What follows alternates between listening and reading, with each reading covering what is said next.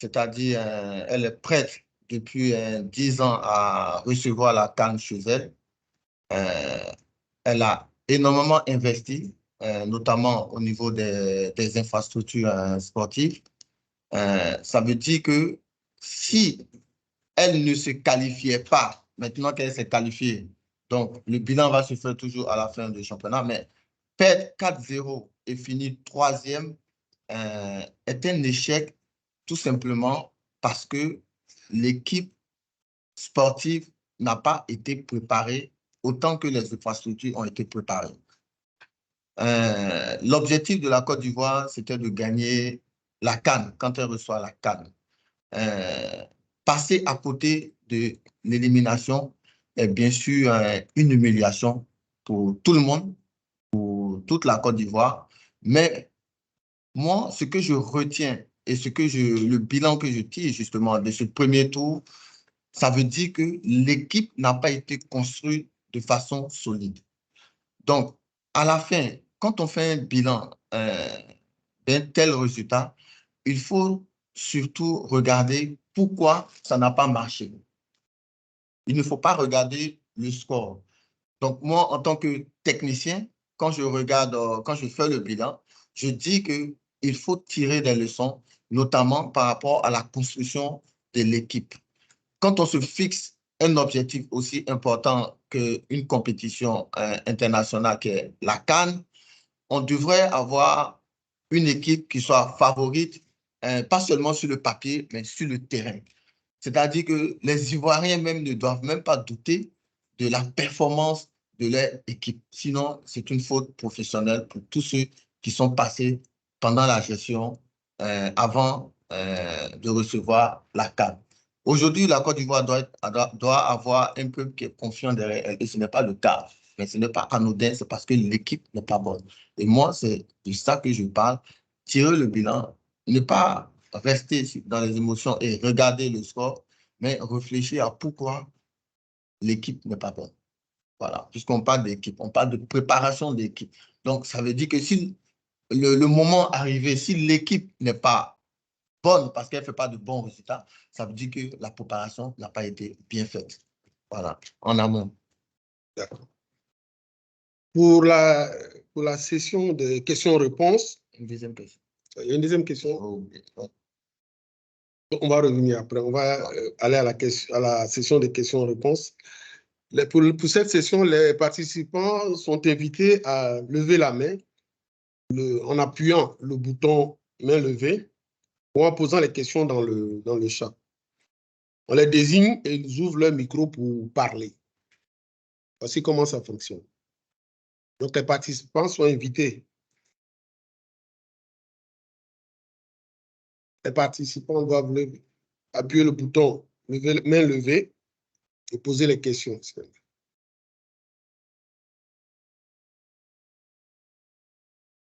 Oui, monsieur Atien Kwasi. Monsieur Atien Kwasi, vous êtes invité à... Bonjour à tous. Je suis heureux d'être parmi vous pour cette formation très intéressante. Je voudrais dire merci à l'équipe de l'INATSI. Je remercie aussi les panélistes, notamment Dr Bakary qui a fait une brillante présentation à pas de course, vraiment à pas de course. La préparation était dense.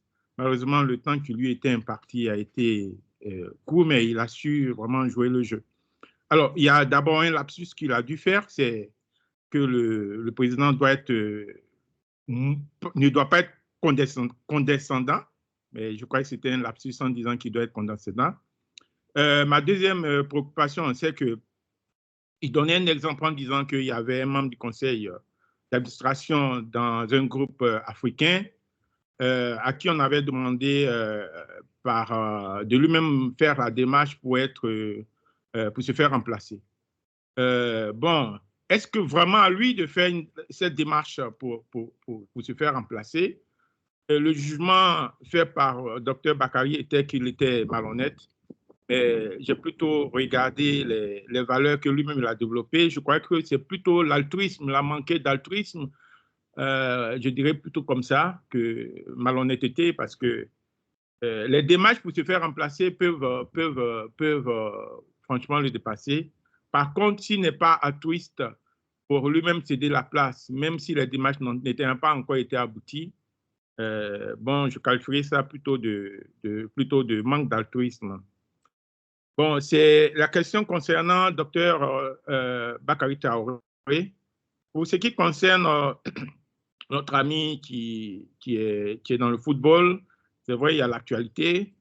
Bon, c'est un jugement de valeur qu'il a porté tout à l'heure. Je voudrais qu'il soit un peu modéré en tant que vraiment sportif, là aussi.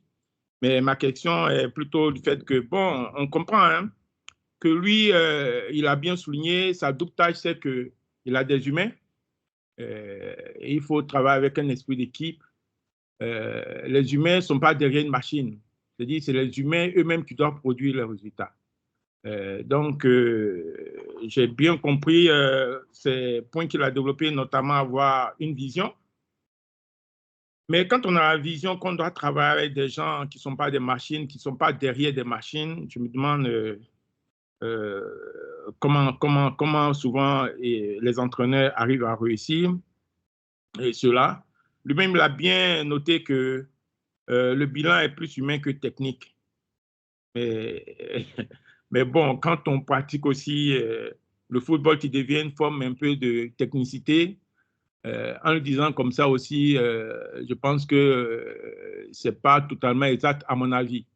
Puisque aujourd'hui, quoi qu'on dise, on peut avoir des qualités humaines, mais le football est devenu très technique. C'est-à-dire, je ne sais pas si Pelé réussirait aujourd'hui à avoir les mêmes performances qu'il avait dans le passé. Parce que, donc, voilà un peu mes observations. Je ne voudrais pas être plus long que ça. Merci et bon séminaire à tous.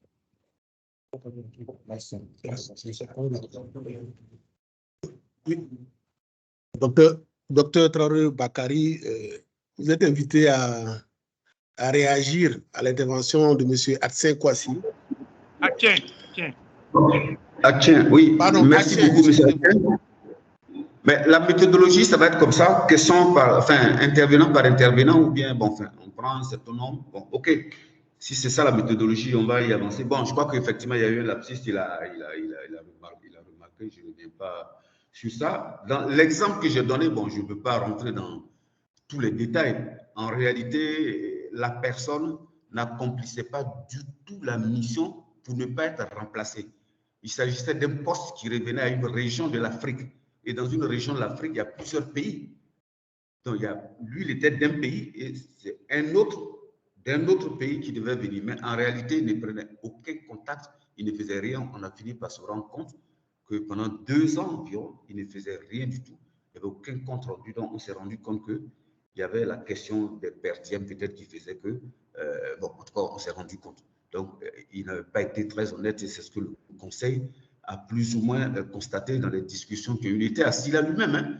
Les gens lui disaient, mais en fait, il ne faisait rien en réalité, que la situation change et tout. Et puis, bon, finalement, le Conseil a dû prendre une décision pour remédier à cette situation en attendant que la situation revienne au calme dans la région en question de l'Afrique pour que, bon, le pays qui doit venir puisse venir, effectivement. Donc, mais bon, je peux comprendre hein, que le mot est trop fort, on peut effectivement retirer ce mot, voilà. Merci. Maintenant, vous avez tout à l'heure parlé du bilan humain qui est plus technique, donc ce n'est pas le football, mais il faut aussi reconnaître aujourd'hui que la question, puisque tout ça est placé dans le cadre de la gouvernance, hein, puisque c'est le conseil d'administration qui est responsable de la gouvernance, c'est pour ça qu'il doit être efficace. Aujourd'hui, la question du capital humain, c'est très important aussi en matière de gouvernance. Donc, vraiment, tout ce qu'on fait, c'est autour de l'homme. C'est l'homme qui est mis au centre de tout. Et c'est pour ça qu'on exige des entreprises aujourd'hui qu'elles fassent des rapports sur leur comportement d'une certaine façon, par rapport à l'environnement, par rapport au social, ainsi de suite, par rapport à leur comportement. Donc, la question de lumière est également prise en compte. Et si vous avez vu la pyramide que j'ai présentée à la fin de ma présentation, enfin, j'ai montré à la fin de ma présentation, ça prend en compte cette situation-là, vous avez vu à la pointe, il y avait la paix. La paix, c'est-à-dire que vous faites ça dans un conseil d'administration ou dans un pays ou dans une association, dans n'importe quel organisme. Au bout, vous avez une situation de paix qui font que les choses se passent bien. Donc voilà, je vous remercie pour vos interventions, monsieur.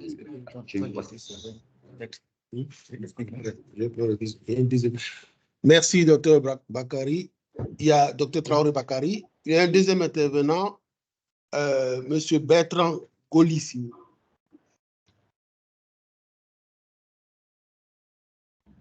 Bonjour, merci beaucoup. Merci pour toutes les présentations que nous avons entendues. Je voudrais m'attarder un peu sur l'intervention du docteur Traoré Bakari. Sur, je dis, trois aspects. Le premier a été déjà pris en compte, mais c'est pouvoir.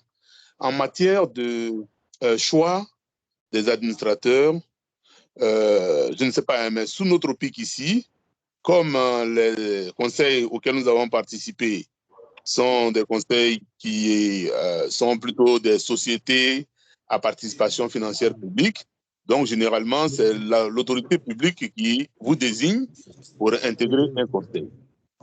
Voilà. Alors, donc, la question, c'est est-ce qu'il est de l'intérêt de l'administrateur de lui-même entreprendre la démarche pour se faire remplacer?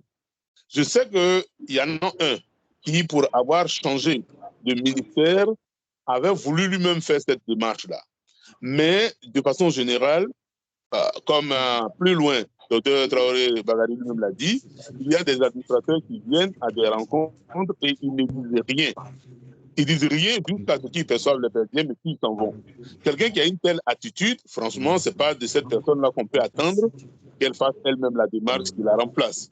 Ça, c'est pour boucler avec celui qui n'a pas fait la démarche. Mais il y a un autre cas qui a été évoqué, c'est celui de cette dame-là qui, après évaluation, a dû être remplacée. Mais je veux bien comprendre, hein, lorsqu'on évalue le conseil et les performances du conseil, est-ce que c'est les individus qu'on évalue ou bien c'est le conseil en tant qu'entité prise dans sa globalité?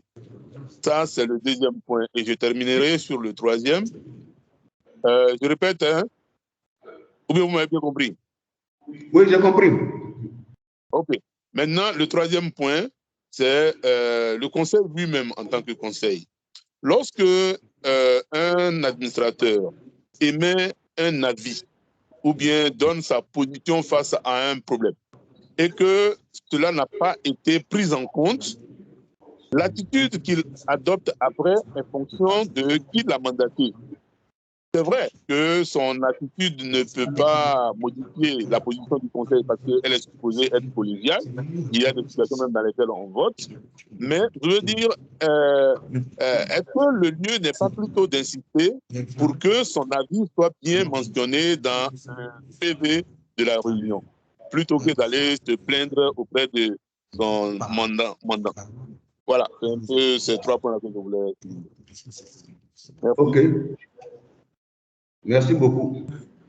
Alors, je voudrais, si vous permettez, M. Goli, commencer par votre dernier point.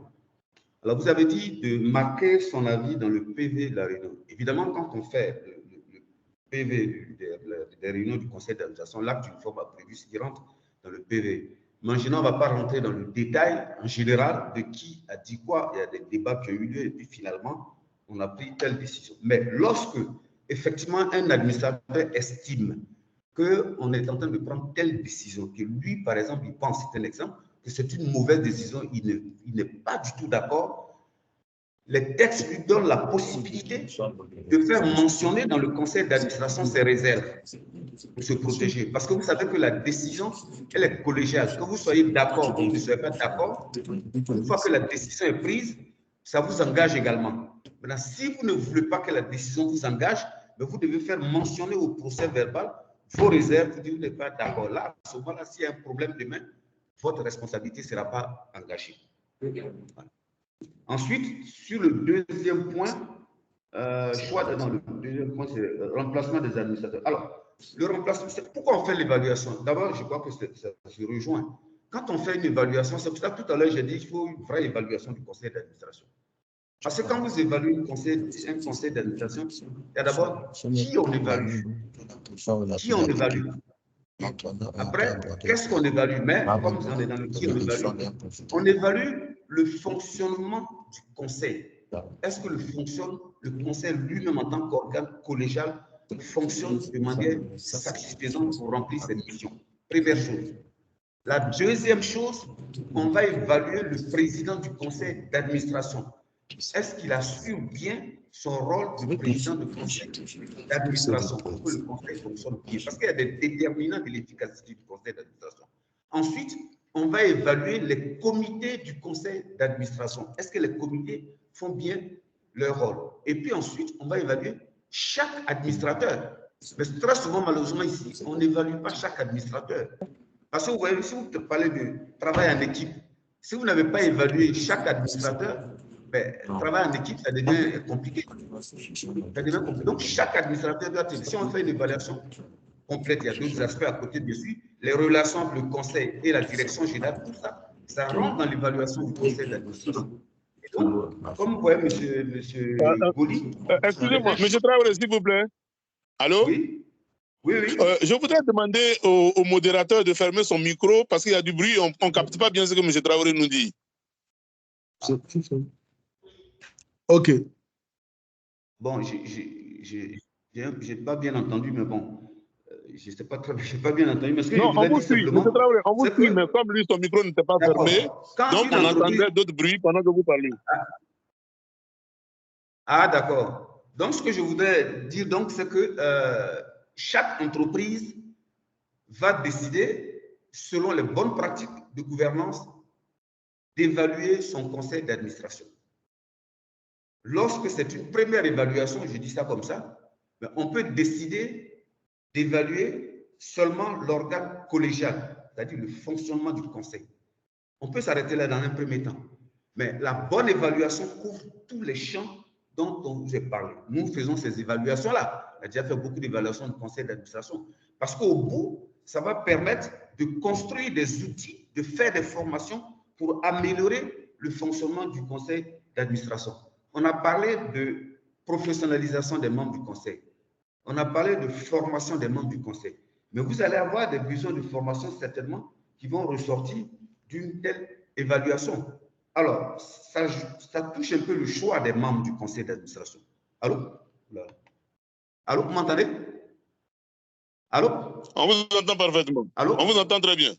D'accord. Ça touche un peu à la question du choix des membres du conseil. Ici, nous avons par exemple écrit pour certaines sociétés, grosses sociétés, dimension nationale, internationale, ainsi de suite, les profils pour les membres de leur conseil d'administration. C'est-à-dire pour rentrer dans leur conseil d'administration, c'est quel profil on doit avoir. Quels sont les déterminants liés au savoir-faire? Quels sont les déterminants liés au savoir-être, par exemple? Quels sont les éléments essentiels qu'on va prendre en compte? Parce qu'on ne va pas vous prendre parce que vous êtes ingénieur agronome seulement, point. Non. Il y a tous ces aspects. Comment vous êtes susceptible de vous comporter quand vous rentrez dans un conseil d'administration? Tout ça, on doit regarder tout ça. Donc, ce profil-là est fait. Mais malheureusement, il n'y a pas beaucoup d'entreprises qui ont ces profils, qui ont en réalité une politique de relève. Quand vous avez une politique de relève des membres de votre conseil d'administration, des membres de votre direction générale et tout, il y a un certain nombre d'outils que vous mettez en place qui vont faciliter ce. Donc, le choix va faire en fonction de ces critères.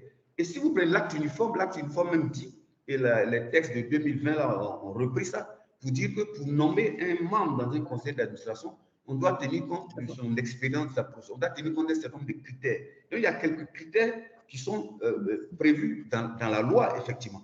Donc, le choix, c'est fait à partir de critères préétablis. Personnellement, quand j'étais pris ailleurs, dans un autre pays, c'est par rapport à ces critères-là. Un an à l'avance, j'étais, par exemple, rentré. Enfin, rentré, disons, je savais que je rentrais. Et on m'envoyait déjà les rapports pour lire, ainsi de suite, ainsi de suite. Donc, j'ai une bonne connaissance de la structure avant même d'arriver. Donc, voilà. Donc, pour faire les choix, il faut mettre en place une politique de relève, il faut mettre en place des critères, il faut mettre en place des procédures de recrutement, des procédures d'évaluation des gens qu'on va recruter au conseil d'administration. C'est important. Et puis maintenant, vous avez parlé de est-ce que la personne peut démissionner ou ne pas démissionner.